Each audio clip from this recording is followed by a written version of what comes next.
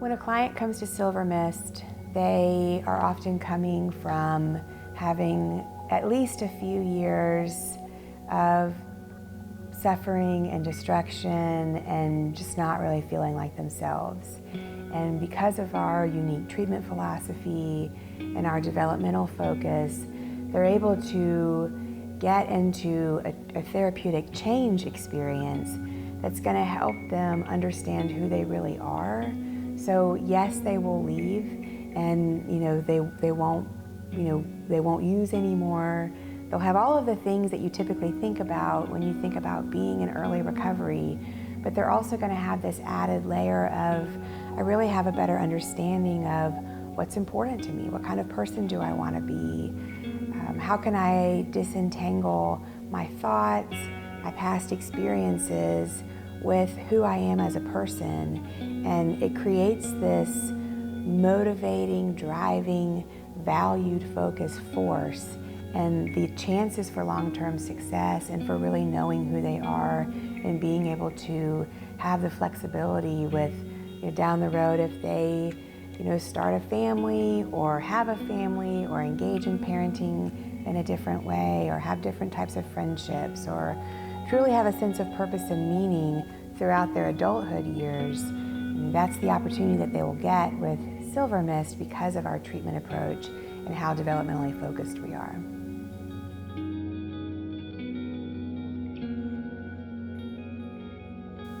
The treatment approach at Silvermist is acceptance and commitment therapy. So that's the overarching clinical framework. And that is a distinction from other programs. The defining feature of acceptance and commitment therapy is that suffering is a natural part of the human experience, and that from an evolutionary standpoint, we're sort of predetermined or pre-designed to be problem-solving machines. And so when you look at an issue like substance use, oftentimes we want to solve that problem, and it ends up frustrating people even more because it's not always something that has like a direct external solution. So oftentimes the problem of substance use is connected to an internal experience, and internal experiences don't have solutions like we like to think that they might. So if I'm running low on gas in my car, I can go to the gas station and fill up my gas tank and problem solved.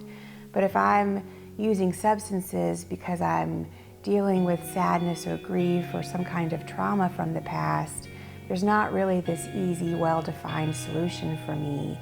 But that's how we naturally think about things. And so until we go through a therapeutic process that allows us to tease out some of the problems with problem solving, it ends up frustrating people during that therapeutic process. And so acceptance and commitment therapy helps people understand that there are times for a problem-solving approach, but issues like substance use, isolation, sadness, anxiety, impulsivity, inaction, not knowing who we are, all of the things that our clients often come to us with and say, when I really think about what's going on with me, this is the problem that I'm having.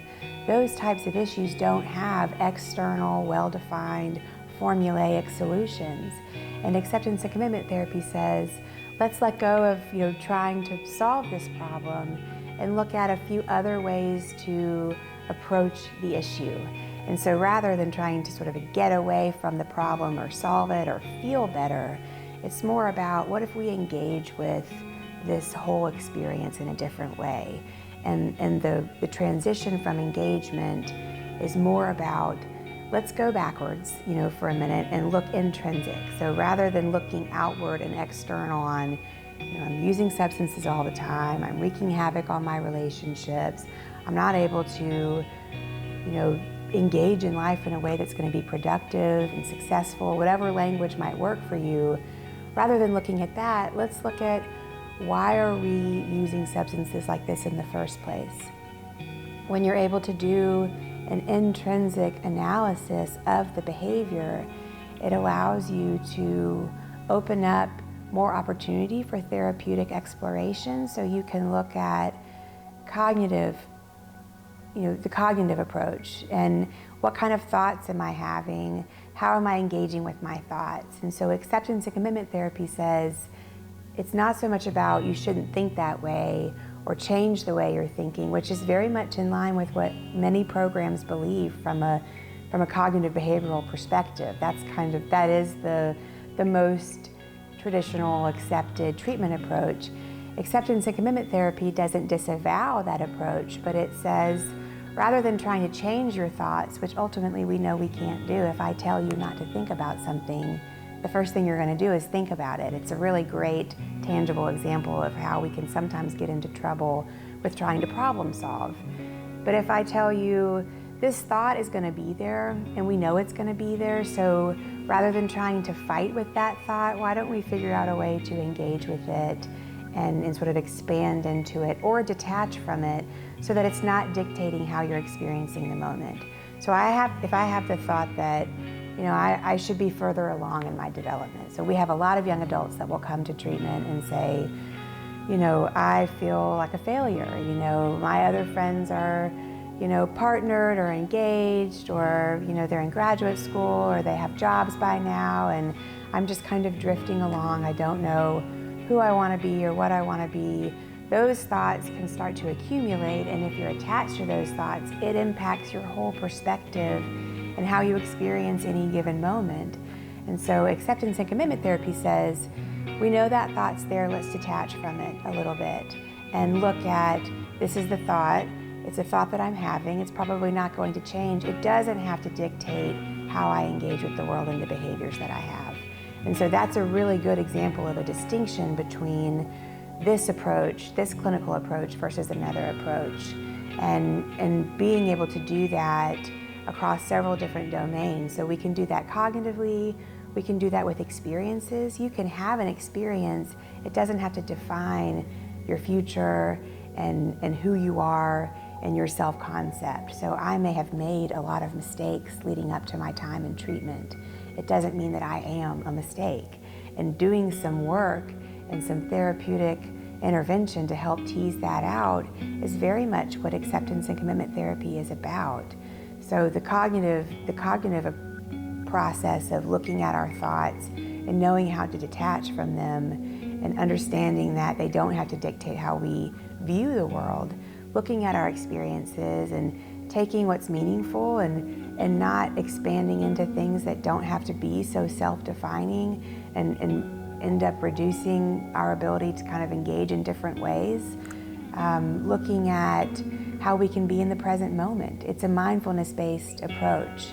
And so when you are consistently thinking about what's happened in the past or what's led up to this time in treatment or this time in your life, or you're obsessively thinking about what's going to happen in the future.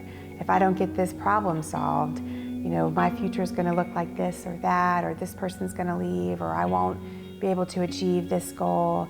If we're constantly past or present, we have a lot of limited options for how we're going to engage right now. And so that's another big part of the approach, is helping people be, from a mindfulness perspective in this moment. We call it contact with the present moment.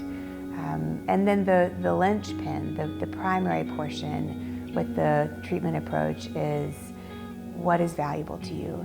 And knowing that if we can help clients identify what's really valuable to them, what do they stand for, what's important to them, what is intrinsically motivating for them. So knowing that I'm doing this because this is something that really is, it provides energy for me and it's important for me and it helps me feel the most like myself, that's why I'm engaging in this behavior. If we can help them identify what those values are, then all of that behavior that follows, going to therapy sessions, engaging with their family, getting a job, figuring out what they want to do, even just engaging in friendships and having social connections, all of those behaviors are stemming from or coming from a valued-based decision versus just trying to comply to help people not be so upset about some of the mistakes that I've made. So the overarching treatment approach is recognizing that we want to increase psychological flexibility, that if we're just working on behavior modification and we're just looking at becoming compliant with whatever it is that either our family, our bosses, our friends, maybe even ourselves, whatever we think we're supposed to be doing, if we're just focused on just doing those things without having a connection to what's really important to you and what's valuable to you, that's going to be a short-lived experience. We have a better chance of having long-term success if the way that we're engaging in the behaviors that we have are connected to what's really valuable to us.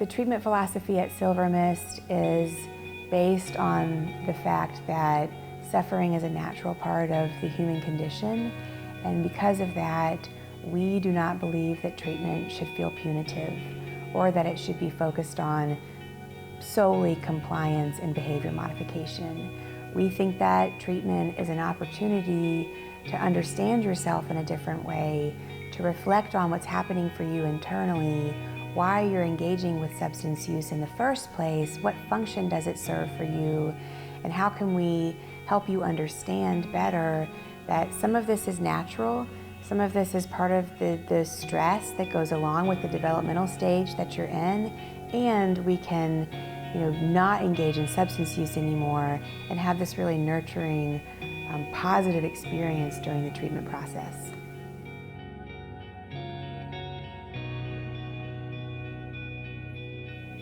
So the defining features of Silvermist are that we operate from acceptance and commitment therapy, which is an intrinsically focused treatment approach.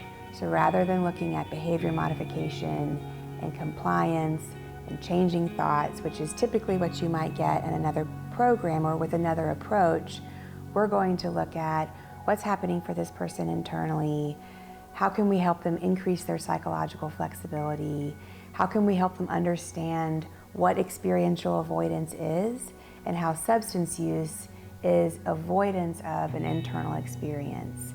So that is markedly different from what most clients or most people have had up to this point when they're engaged in this therapeutic change process. The other defining feature that's important to know about Silvermist is that we truly are developmentally focused. So rather than just having clients who happen to be the same age all in the program, which is helpful, that creates a lot of connection, opportunities for connection, we actually look at what is the young adult developmental experience like? What do we know about how young adults experience the world from a cultural standpoint, from a biological, cognitive, social perspective? And we incorporate that into the treatment programming so that they're understanding that this stage of life is a critical stage of life. This is my critical developmental period for adulthood. And the decisions that I make now and the insights that I'm able to achieve now are going to set me up on trajectories so that as I progress through adulthood, I've got a really clear understanding of what's important to me and why I'm doing what I'm doing. Rather than trying to flee negative experiences, I have this flexibility and this capacity to reattune, and I can navigate through all that life has to offer and stay grounded and focused in what's important to me. And that's developmentally called for young adults. So that intrinsic acceptance and commitment therapy focus and that truly developmentally specific young adult focus are defining features for Silvermist.